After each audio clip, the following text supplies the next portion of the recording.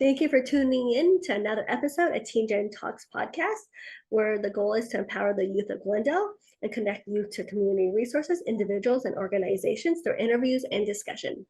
I'm Melissa. And I'm Desiree. We had the pleasure of talking to Kristin Donnelly. She is the author of Modern Potluck and works with many other authors to help them write their books. She is also a recipe developer and copywriter and lives in New Hope, Pennsylvania. We enjoyed talking to Kristin and going deep into her journey on how she went from being a food editor for Food and Wine to creating her own cookbooks and everything in between. Hope you enjoy. Thank you, Kristin, for taking the time out of your day to talk with us. We have a lot to discuss. Yes, I'm so excited to be here. Thank you for having me. Awesome. Well, I want to start off with going back in time prior to what you are doing now. You worked as a food editor at Food and Wine magazine. What was your journey as a journalist like? Sure. So I did write for my school paper in college. And then after college, I worked actually in public relations. And I kind of thought I wanted to pursue journalism, but it is a competitive field. And I felt like it would be really hard for me to find a job. But at the same time, I also started cooking, and I was cooking a lot just at home. And I had a friend who said to me, like, I don't think you're really going to be happy until you go to culinary school, or at least pursue something with cooking. And so I was living in Washington, D.C. at the time, and I moved to New York City to go to culinary school. And while I was in culinary school, I had to do an internship. And they really recommended we do internships at restaurants, but I really wanted to do something with a magazine. And it turned out I actually had a neighbor who worked for Food and Wine, and she invited me for dinner. And it was one of those things where I was really nervous. Mm-hmm. And then at the very end, I said, "Do you ever hire interns?" And she said, "We do. And we hire them from your culinary school. So feel free to apply." And so that is how it worked out. And I think the reason I was successful with the internship was because I had that college newspaper experience. So when an editor would say, "I need help researching this," I wouldn't just like go online, but I would like go online, find somebody, call them up, talk to them. I mean, now it's even easier to reach people digitally. So, but still, I like would always take it another step farther. And I think the editors appreciated that. And eventually I was there for about 8 months, first as an intern, then as an hourly employee. And then I got hired on staff. So talking about food, do you remember when you specifically fell in love with food in general? And like, was it always part of your life? It was always part of my life and that I ate. But it's funny, my friend Molly Stevens has spoken to you before. And just like Molly, for me, it was like going to France. And that's where I was like, oh my gosh, like food is so important to people here. And that's when I really started to become interested in cooking. I had worked in restaurants before as like a server, and a little bit in the kitchen, but that's when I saw like, oh, food is this whole other thing and there's so much to learn. And I went to France when I was in college, and I came back for my senior year. And while I was in my senior year, that's when I really started cooking for my friends. And I just caught a bug that I just had to know more and more and more. And in your career, you have written a lot. So in your opinion, what makes a good writer? It's funny, I think about this a lot, because I've gone back and forth between thinking I'm a good writer and not a good writer. So, but I do think a good writer is somebody who can tell a good story and make somebody feel something. But I've come to this conclusion that like if you write something that either inspires somebody or helps somebody, gives them a perspective, makes them feel something, informs them, then I think you're a good writer. I mean, I've kind of come to that conclusion. During your time at Food and Wine, you traveled the US in search of new and exciting restaurants and talent for stories. Was there one specific restaurant or chef that stood out to you to this day? Well, actually, also got to go to Australia one time for food and wine, which was really cool. Ooh. And there is a chef in Melbourne named Ben Shewry, Shewry. I think that's how you spell it. But he really stood out because he was so inspired by the land, and he lived on the sea, and he did a lot of like foraging for seaweed. And he also was a dad, and I think he had 3 kids. So he's just a really down-to-earth person who made really exquisite food. Because sometimes when you think of restaurants and chefs, there's like this intensity about it, and he didn't have that. And he just had a lovely way, and his food was amazing. So that's the one place like, if I could go back, I would love to go back. His restaurant is called Attica. How do you use your skills as a journalist in writing cookbooks? 2 different ways. One is doing a lot of research, and I guess spending a lot of time to really make sure I feel like I understand a subject or a recipe, the origins of a recipe, that kind of thing. So in my own work, that's how I do it. But then I also write books with other people. So that involves a lot of like interviewing them, talking, and there's different kinds of journalism. So there's like a hard news journalist, and a lot of times they're going to ask really pointed questions, and their idea for them, it's like they're not starting with a story angle. They're shaping the story based on the information they get. Whereas I was often more of a feature writer. So a lot of times you do start with maybe some kind of idea of a story angle. And so a lot of times with like working with somebody on a cookbook and you talk to them, you're trying to help them. You see what the story is, and then you want to like bring that out of them. Sometimes it changes, and you never want to, as a journalist, you never want to like put the story on somebody. But I think like as a feature writer, a lot of times there is more of this like storytelling angle that you're maybe already starting with or hoping that that's going to be the angle. So how do you draw that out of people? And when I write books with people, that's usually what I try to do. And touching upon that of you collaborating with other people to create cookbooks, how do you choose who to work with? And I guess what does that process look like? When I left Food and Wine, I had hoped to work with people on cookbooks, and it actually took a while because it's like a chicken and egg situation, and people, it's like a lot of times authors who are often chefs or food producers, they want to work with a writer who has worked on a cookbook before. And I had worked on a cookbook, but not in that capacity. So there was a little bit of like a slow build. So at first it started out as being like, oh, let me test recipes for somebody on their book. And then somebody had me develop recipes for their book. Then somebody had me like behind the scenes being like an organization person. And then after those jobs, I did my own book, which is called Modern Potluck. Then more editors started hiring me and recommending me. So a lot of times it came from like do a little job, do it well, do a little job, do it well, do a little job, do it well, get more known in the industry. And then that's when people then start coming to you. So now I find the people I work with either through book publishers who they want to do a book with somebody and they know that person needs help from a writer, or I have what's called a literary agent. That agent is the person who will sell.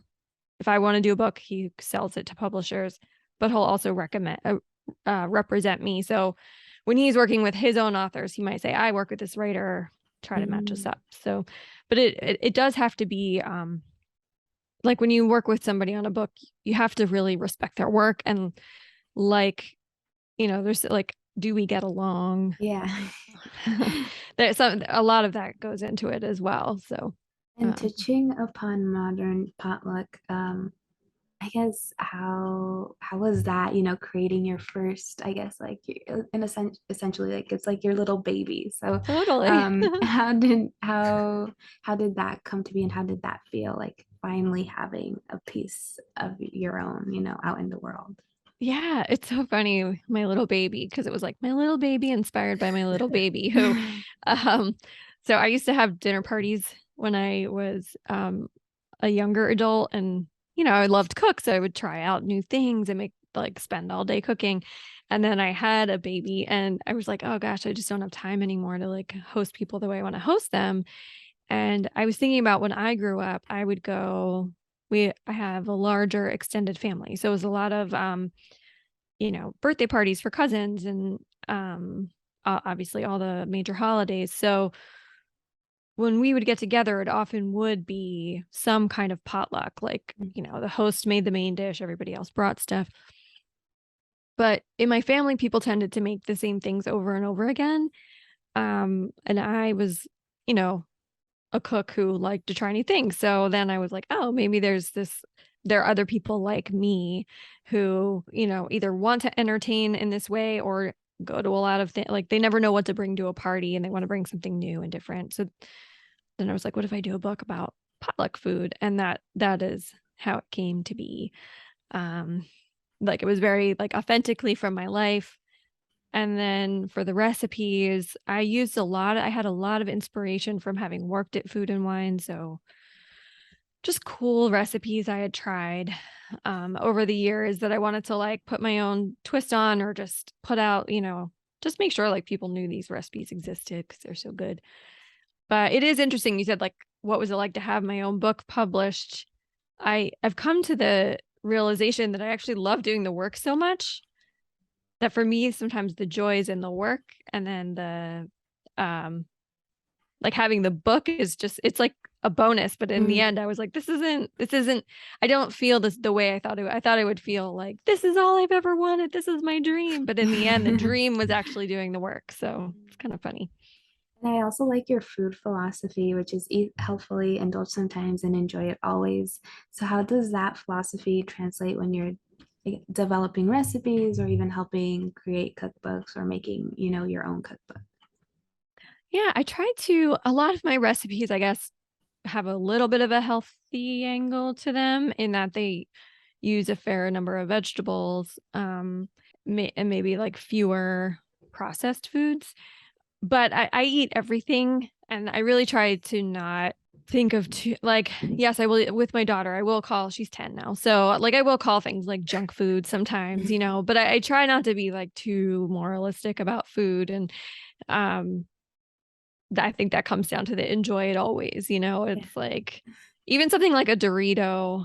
I don't love Doritos, but like a potato, I love potato chips. So it's like, hey, if I'm going to have potato chips, I'm going to like enjoy it because these are so good, but like treat them as a treat. So you're also a podcaster. You're part of Everything Cookbooks podcast and Plant Out Loud. Could you talk a little bit more about the podcast and how they came to be? Sure. So I wrote a book with a farm called The Chef's Garden, and that got me really interested in gardening because I wanted to. We talk in the book a lot about plants and their life cycles, and it's like we think of a zucchini as just like this green squash or something, but there's like the leaves and there's the blossoms, and it has a whole life. And I just hadn't thought of like plants in that way, and I didn't grow them before. So I started gardening, and just seeing like how much joy it brought me to like have some success in the garden. So I don't know. I guess I love listening to podcasts. So I was like, podcasts give you an excuse to talk to really interesting people. So I was super into plants, and I was like, oh, like let me create this podcast about plants, and not just plants, but like the human relationship to plants, and like the joy plants can bring us. And so I did that. I did 12 episodes. I hope to revisit it. I did one season, but I did all the editing. I did it all myself, and it was fun. But as I was like thinking about doing this second season and putting it together, I had been meeting with Molly Stevens, Andrea Nguyen, and Kate Leahy. They're 3 other cookbook authors. And we would meet once a month for years just to talk about writing cookbooks. And, it's so nice to have like a professional support group. And at some point somebody said like, this could be a podcast, or like what we talk about could be a podcast. And I was like, oh, they knew I'd been doing the podcast, and I was like, let's do it, So in both cases, it came about kind of organically. I feel like the plant one came about because of curiosity, whereas the cookbook one came about because we felt like we had something to really share. And touching upon gardening, do you think that gardening maybe became somewhat like an outlet for you to, I guess, step away from work and kind of essentially de-stress in a way? Totally. Yeah, it's funny. It's like yesterday, I was kind of in between meetings or something, and I had 20 minutes, and I was like, oh, I'm gonna go water the garden, and then I was like, I can like listen, because then I don't just have to like, it I don't know, instead of like scrolling Instagram or something, Yeah. I'll go water the garden and listen to a podcast or just listen to the birds or whatever. And to be clear, my garden is just some containers, so I don't have an extensive garden, but it's really fun. I love looking at it. I love like playing around with what I'm going to grow, and it's definitely an exercise in like trying and failing. And So you also teach. What about teaching do you enjoy? I like helping people, and I guess just yeah, I like sharing my knowledge and seeing people take maybe a kernel of inspiration from something I might say or write, and then go and totally do their own thing. I find that gratifying.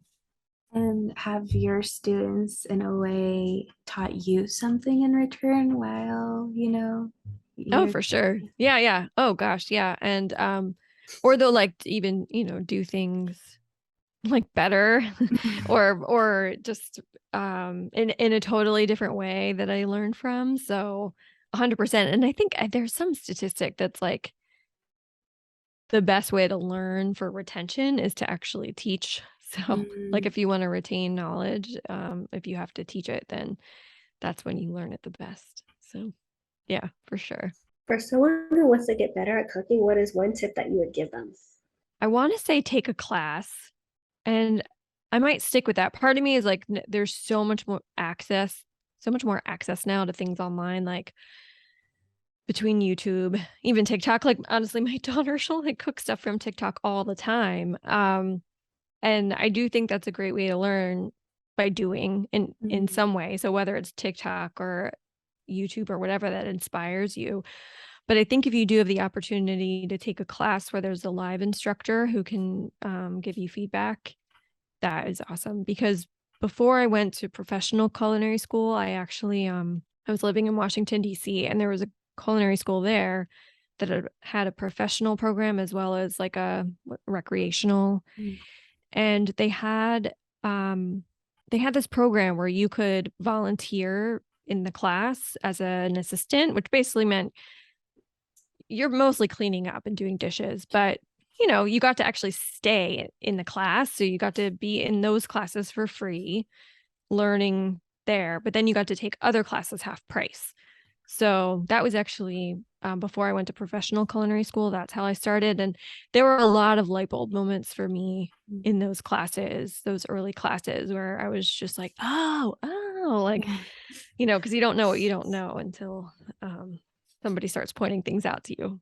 You also do some copywriting for brands. When brands come to you, how do you tackle the projects? It really depends. I guess a few times it's been like I'm starting from scratch and I need like a full website. Other times it's people who have like been in business for a long time and they want a little bit of a refresh. So, I would say it depends, but I do tend to talk with them pretty extensively about like who they're trying to sell their product to.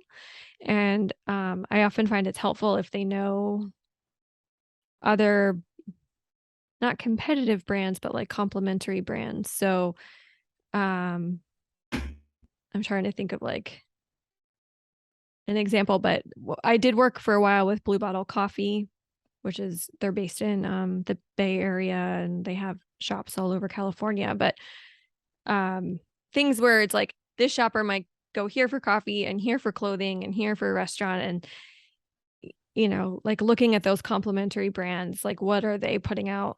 What kind of emotion are they putting out in the world? Like, is that where we want to hit people? How do you want people to feel? Like, that's a lot of what I ask. How do you want people to feel when they interact with your brand?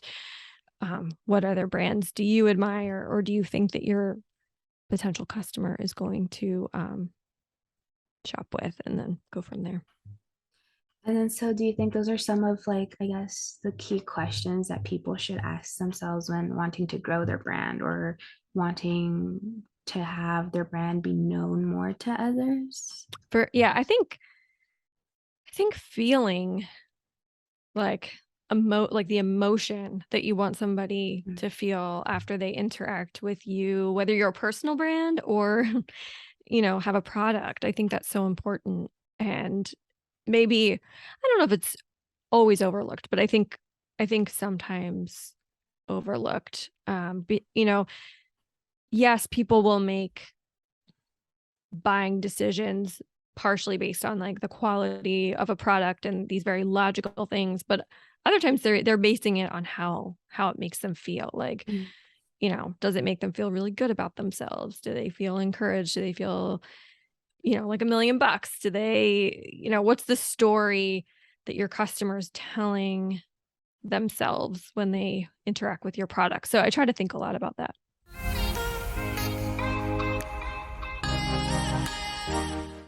So before we end, we have some rapid fire questions to ask. The first question is, what is your favorite color? Blue. And yeah, probably like almost like a cerulean kind of blue. So when are you the happiest? Probably most nights at dinner with my family.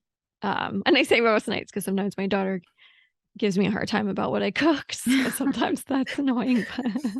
But yeah, I do love the end of the day and having dinner with my family. It's my grounding place. Knowing what you know now, what advice would you give your 18-year-old self? One is, you don't have to have it figured out now at 18 or 25 or 30. Like, you can keep evolving and you can change, and you might feel like you never have it figured out, and that's okay. Like, you'll have some things figured out and other things not, and it's all okay. I think I had this idea when I was 18 that I needed to have it all figured out by a certain age, and I've realized it's just not true. And then the other is, I wish I opened a retirement account, like a Roth IRA, and just put $10 a month or a week, like whatever was realistic in it, starting whenever I could, I guess. But at 18, because I think I thought like, oh, you have to be really like settled with your finances before you can start saving for retirement. And I kind of wish I had just started small, because time actually is, when it comes to saving money, the longer the time, the more you have later. So yeah. So if you could have the people dead or alive for dinner, who would it be? There is a writer working now who I really admire. Her name is Laura Belgray, and she actually is she's a copywriter, but she's also a business owner. And she's very funny and very self-deprecating, and she's a bit older than I am. And I just feel like it would be fun to have dinner with her, and I guess like who the other two people she would want to invite. What do you want your legacy to be? I guess it just goes back to being somebody who's known for being encouraging, and I'm not going to be the person who says you can't do that, that's not realistic. I will definitely be the person who says like, well, how can you do this, or how can we do this? So I hope that's what I am known for. What is a book that you have read recently or are currently reading that you would recommend? I actually prepped for this one. So because a couple months ago I read, it's called the Lightmaker's Manifesto. How to Work for Change Without Losing Your Joy by Karen Walrond. And I love this book. For a few reasons. I think sometimes I do locally sometimes work on like local political things. You know, I try to be like a good citizen and like stay involved and understand what's going on and use my voice where I can. But so, sometimes I have to do things that are like it's a little draining or I don't always enjoy doing. And I'm like, well, I just have to do it. Right. But this book, I liked it because it's like both personal development. So it's like, how can you become your best self in a way that serves others, or, you know, become your best self so you can serve others even better. So that's why I like this book. And it also has a lot of journal prompts at the end. So those are fun. So thank you so much, Kristin. We learned a lot about you. Thank you for taking the time out of your day to sit down and talk with us. Could you let everyone at home know about any upcoming projects and where they can connect with you? Sure. I have a website. It's kristindonnelly.com. I'm also on Instagram, Kristin C. Donnelly, and our podcast, Everything Cookbooks, is on Instagram and online. So you'll hear me about weekly on Everything Cookbooks. Awesome. Well, thank you again so much. Thank It was a you. pleasure getting to Thank know you so much. Yes. I love that you Thank do you. this. Did you enjoy today's episode? I'm sure you did. Don't forget to follow us on our socials on Facebook and Instagram at MyGlendaleLAC. And follow us on Spotify and Apple or anywhere where you get your podcast from at G.E.N Talks. Also, make sure to give us a like and subscribe to the YouTube channel, Glendale Library Arts and Culture, where we post the full episode videos every Friday at 4:30 p.m.